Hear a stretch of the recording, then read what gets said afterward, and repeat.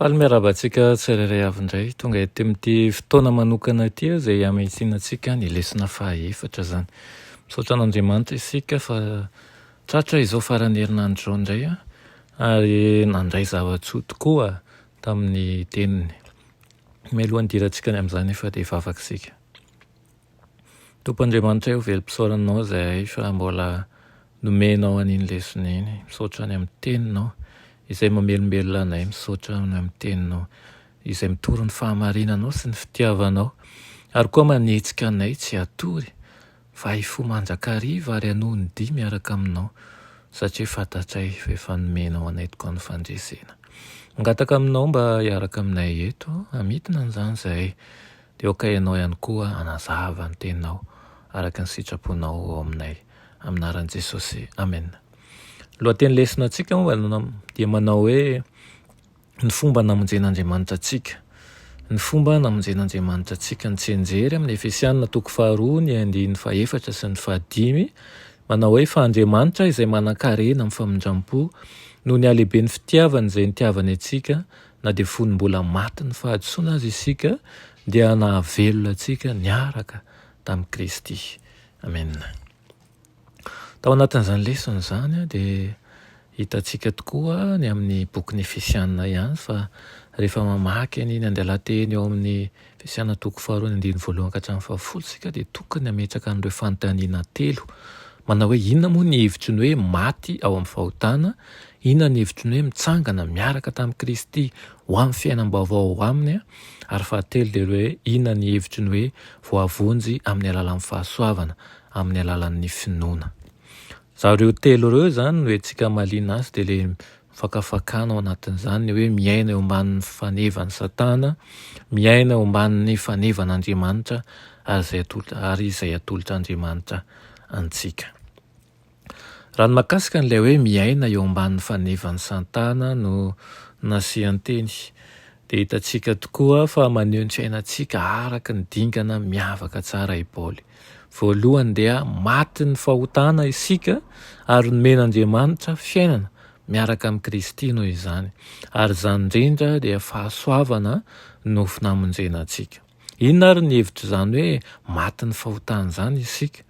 Mizara efatra izany dia ny fahotana no fomba fiainantsika ary nanaraka ny fomba n'izao tontolo izao isika, ny andrinan'izao tontolo izao no nanapaka antsika ary zanaky ny tsy fanarahana izany isika.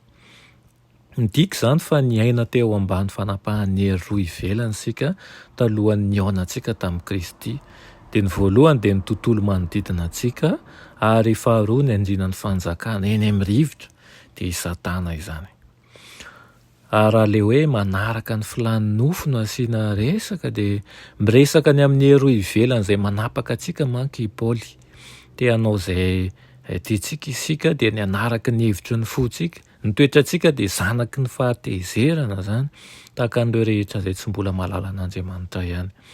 Lazaina amin'ny teny hafa dia nanota hatrany isika satria ota izany isika, mieritreritra mandrakariva momba ny ota isika, andro, hariva, maraina, alina ary miaina ao anatin'izany.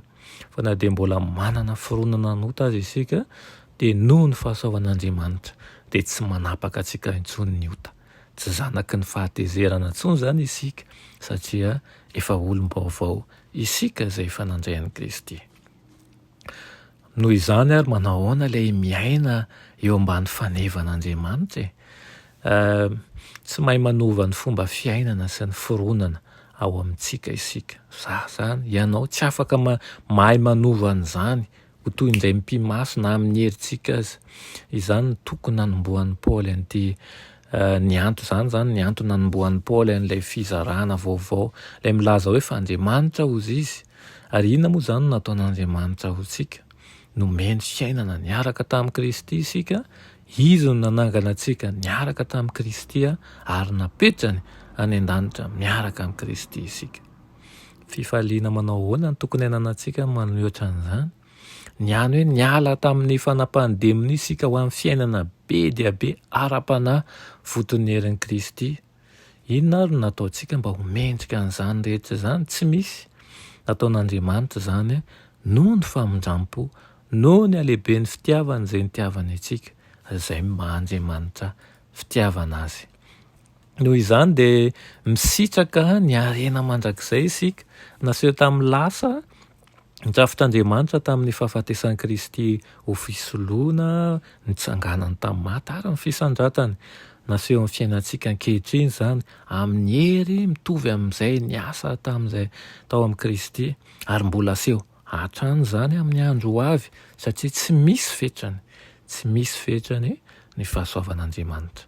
Nahariary io fahasoavana io tamin'ny lasa, ary manana anjara amin'izany isika ankehitriny, ary izany no lohahevitsika ankehitriny mandrakizay. Ny fomba iainantsika ny fahasoavan'Andriamanitra ankehitriny no fijoroana vavolombelona maneho ny fitiavan'Andriamanitra tsy manam-paharoa amin'izao tontolo rehetra izao. Izao ary no atolotr'Andriamanitra ho antsika. Ao amin'ny famaranany dia tiany Paoly ho takatry ny mpamaky ny atao hoe famonjena izay anjaran'Andriamanitra sy ny antsikany amin'izany. Voalohany dia hoe fahasoavana namonjena antsika hozy izy, ny finoana no azahoana azy. Tsy atsika ny finoana fanomezana avy amin'Andriamanitra izany, ary tsy mahavonjy atsika ny asantsika. Noho izany tsy misy afaka mirehareha ny amin'ny famonjena azy. Rehefa avy namonjy atsika Andriamanitra dia noforonony isika ho amin'ny asa tsara. Ianao izany dia noforon'Andriamanitra ho amin'ny asa tsara, ary no manan'Andriamanitra mialoha ny asa tsara rehetra ataontsika. Amin'izany izany dia lasa mpiara-miasa amin'ny Kristy isika, mpiara-miombonantoka aminy, ary satria isika ihany koa dia efa mpiara-lova amin'ny Kristy. Ity am-pamaranana dia ity latsoratra Madamo White ity no ndeha hamarana antsika azy, manao hoe tamin'ny nanomezan'Andriamanitra ny zanany, ilay fanomezana tsy misy toa azy dia efa nodidin'ny rivo-pahasoavana toy ny anodidin'ny rivotry ny tany rehetra izao tontolo izao.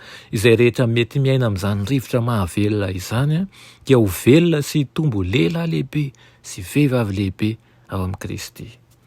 Ry Jesosy mamindrindra be fitiavana maro-po, mideranao ny fanahiko, fa fanahy mahantra tsy mendrika voaloton'ny fahotana no afaka mijoro eto anaty an'Andriamanitra masina, feno amin'ny fahamarinan'ny mpisolo toerana sy mpiantoka atsika.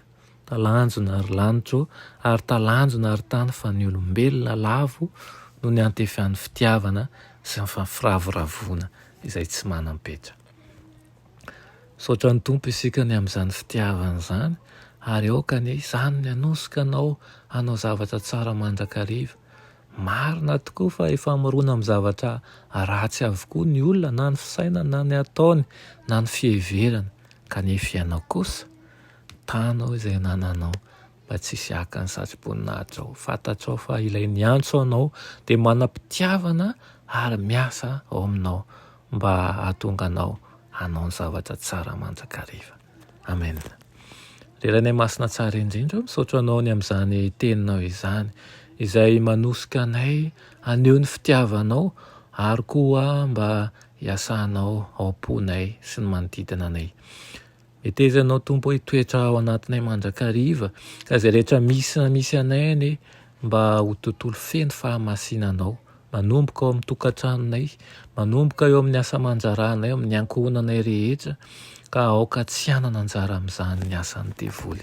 Aminaran'i Jesosy, amen.